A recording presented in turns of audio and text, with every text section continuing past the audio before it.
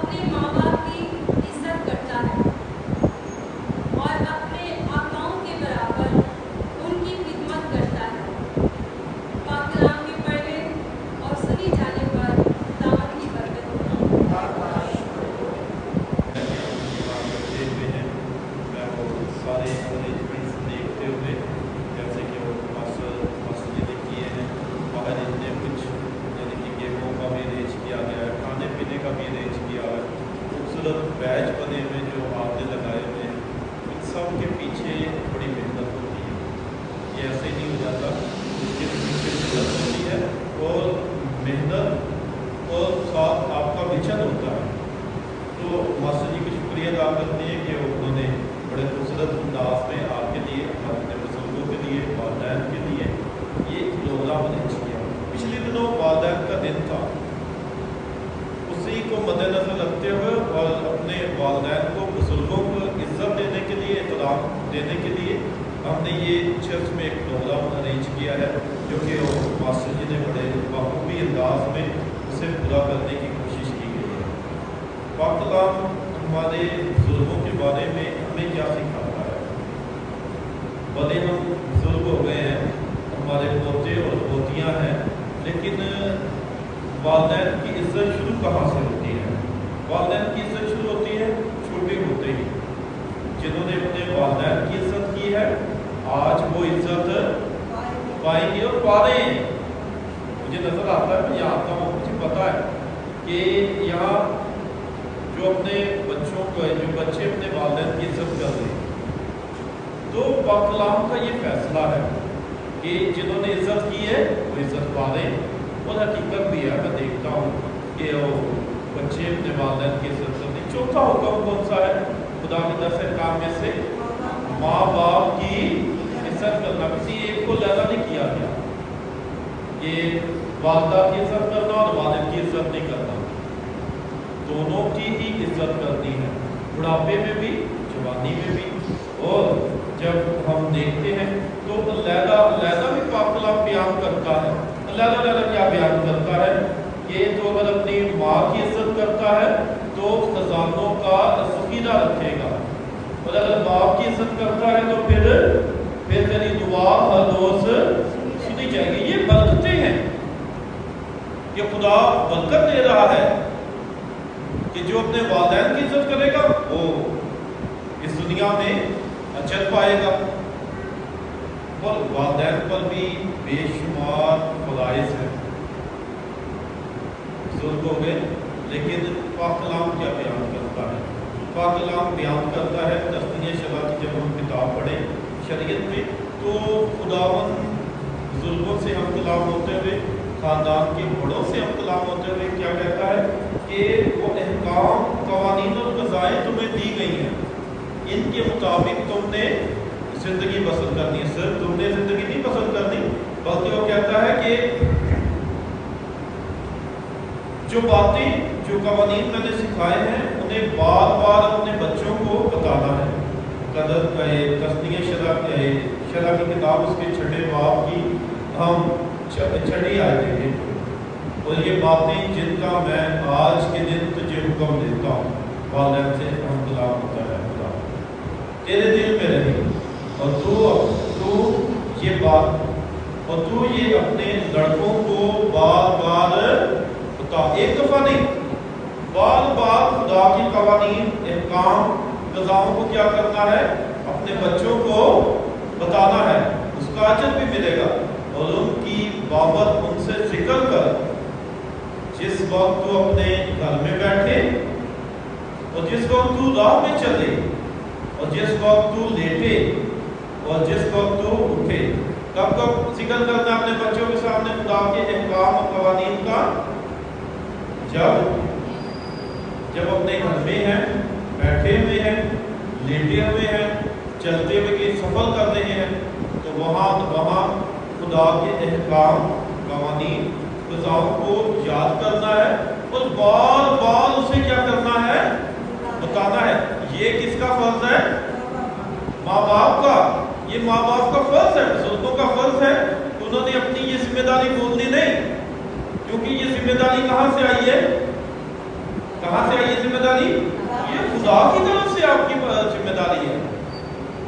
اور خدا آپ کو بزرگی میں حکمت عطا کرتا ہے کہ آپ نے اس حکمت پر چلنا ہے.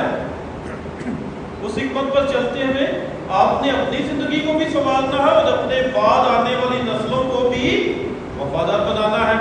انہیں سکھانا ہے، انہیں تابعداری سکھانی ہے، خدا کے ساتھ محبت کرنا سکھانا ہے. کہاں سے آپ کے بچوں نے سیکھنا ہے؟ آپ سے سیکھنا ہے. آپ جو کچھ کرتے ہیں وہی آپ کے بچے بھی کریں گے. اس لیے خدا جب بنی اسرائیل قوم سے ہم کلام ہوتا ہے تو وہ پھر اپنے بارے میں بھی احکام بتاتا ہے. اور کیا کہتا ہے؟ سن اے اسرائیل کہ خداوند ہمارا خدا وہی اکیلا خداوند ہے. بس تو خداوند اپنے خدا کو اپنے سارے دل اور اپنی ساری جان اور اپنی ساری طاقت سے پیار کر.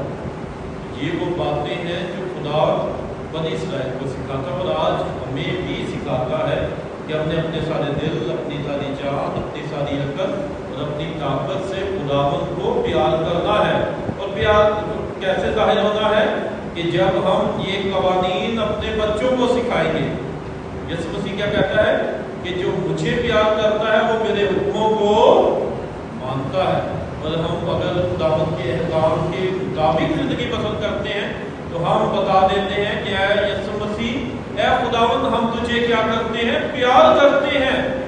اور یہی پیار کا نتیجہ ہے کہ ہم تجھ سے محبت رکھتے ہیں، تیری تابعداری کرتے ہیں، وفادار رہتے ہیں، اور وفاداری میں ہی اپنے بچوں کی بھی تعلیم و تربیت کو پورا کرتے ہیں.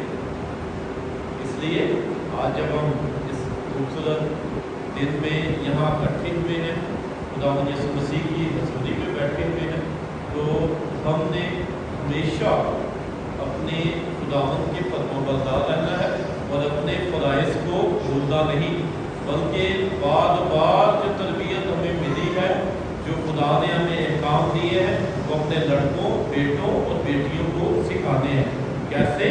घर में बैठे हुए, राह में चलते हुए, घर में लेटे हुए और उठते वक्त हमने सिखाना है कि कैसे हमने खुदावंद के साथ अपनी ज़िंदगी को बसर करना है। उसी खुदावंद के वसीले से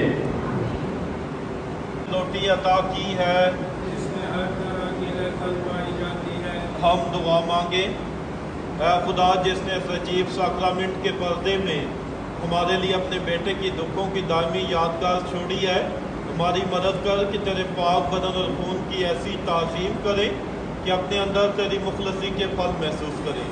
तो जो अब्दुल बाद तक जिंदा रहता और सल्तनत करता है।